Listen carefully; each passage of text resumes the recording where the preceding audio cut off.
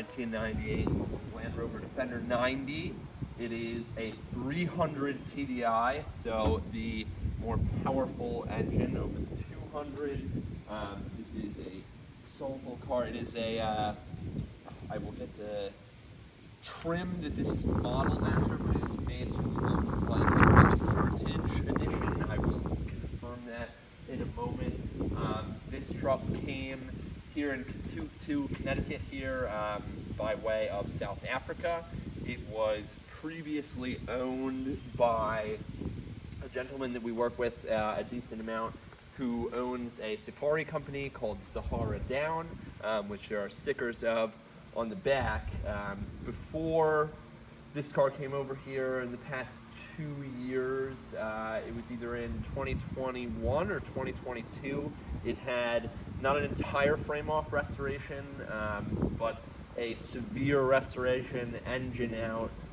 The whole front end was off, the car was repainted, completely refurbished. The chassis looks incredible, the frame looks incredible, engine's in great shape, starts up incredibly. Cosmetically, it is in really good shape as well. So let's do a lap real quick. The front end looks great. I love, you've got, this seems to be plastic, kind of a faux galvanized steel look in black with obviously the silver paint. You've got your classic newer look Defender wheels, flip up side steps here, as you'd expect. Again, side looks great. No paint imperfections that I'm realizing, and this has been repainted fairly recently. Wheels and tires are in great shape. These are nice, good mixed use tires, great for off-road, but as they do well on the road as well. As I mentioned, here is the company that this truck was previously owned and operated by, Sahara Down. They do African expeditions. They've got an incredibly cool website, which I will link in the comments. Again, rear end, we do have a lot of Melville and Moon accessories, which are a popular safari outfitter in Africa and as well as other continents as well. So in addition to the wheel cover, we also have seat covers from Melville and Moon.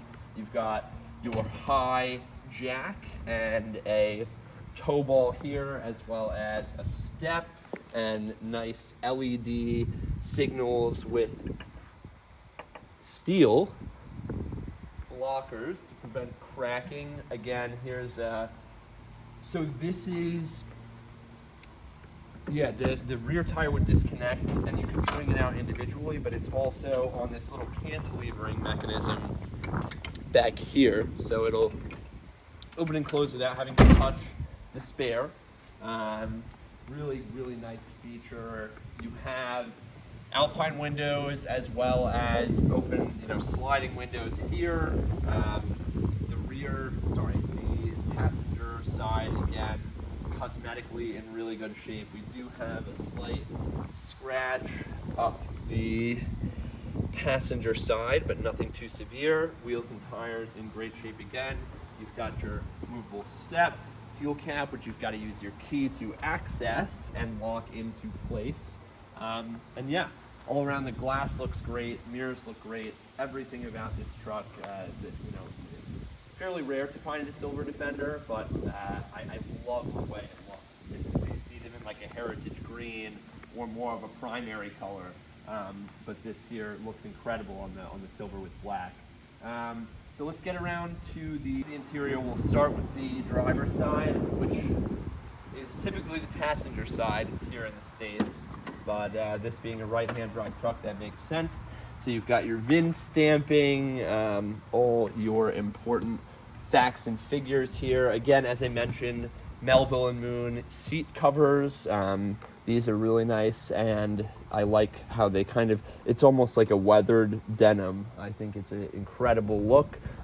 Fairly standard Defender cockpit here. What we did notice and do like about this specific build is that the entire lower floor area is carpeted. Typically this will be like rubberized or what have you, but the sound deadening is much improved in this fully carpeted version. It is an air conditioning truck.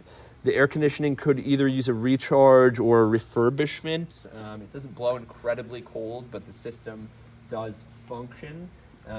Standard center console, all of your standard gauges, no extra auxiliary switches. The only thing is that we've got our 2 keys here. This is the immobilizer, so to start the car, which I'll demonstrate in just a moment, you must hit the immobilizer button first. Let's run around to the trunk area, the rear cargo area. And as I mentioned, you have this lovely swing out system without, again, having to move the rear tire. This is another kind of unique feature to this specific, the way that this Defender was spec'd. You usually would have either no seating in the back or double seating, but they left a bench for cargo on this side, and we've got the dual seating on the passenger side in this case. Obviously, they'll flip up, as with any standard Defender, and yeah, it's really a nice environment back here. The interior has also been painted to match the exterior, and you do have 12-volt power outlets on either side in the back that you can see, one there and then one over here. So now we'll go around to the passenger, which is, again, really the driver over here in the States. Exactly what you'd expect. Plain and simple.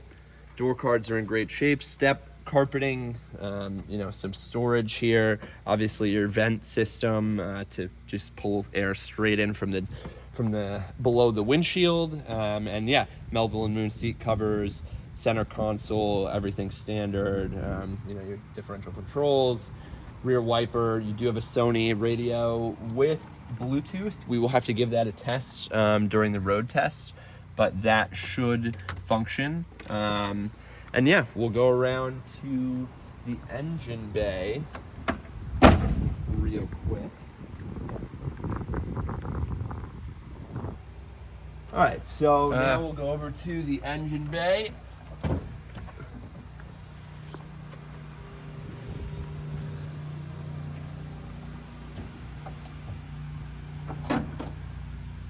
Clean bay here, just your standard 300 TDI, nothing modified by the looks of it. Drive stock. Obviously, it's funny to notice the ZF power steering over here, and yeah, pretty standard Defender 300 TDI engine here. I'll give it a little start up, and I'll show you how the immobilizer works. So, obviously grab the starter key. Now, I'm going to turn it to position 2, so my glow plugs light up, but I've got my immobilizer light here. I'm going to hit the black key. There we go. So, clutch in.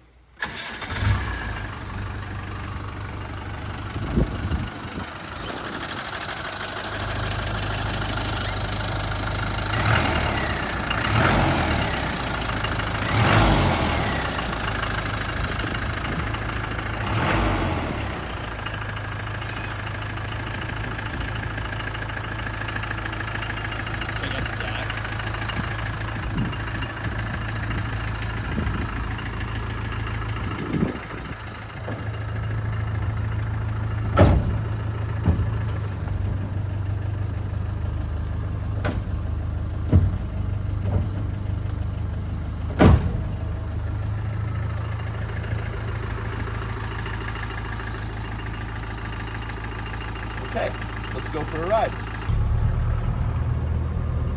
All right, so we are in the Defender. We've got the windows closed. I am messing with the AC. It is blowing. Regular air on because it's quite hot. I'm sweating profusely. But yeah, Defender drives just as it should. Like a tractor, a very lovable tractor. Here, we'll go left out of here, turn signals function. Off we go. Into second.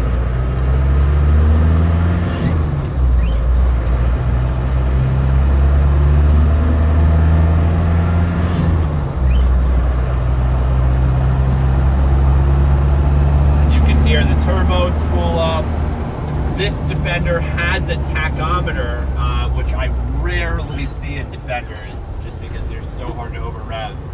It's not a feature I see often. But yep, this has got the tach.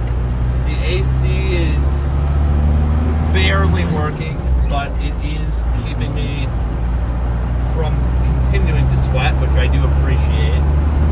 And yeah, here's up into 5th gear already at about 80 kilometers an hour. And yeah, there's 90. Smooth as can be. Really, really smooth. No rattles. The typical window rattle that you get isn't happening right now. And yeah, overall very happy with that. We can mess with the radio a little if I can figure it out. Cool. We can do that later.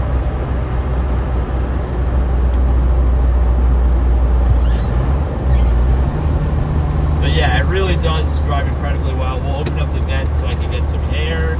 Oh wow, that's nice. Yeah. Hit them over here too. Oh, amazing. Really good.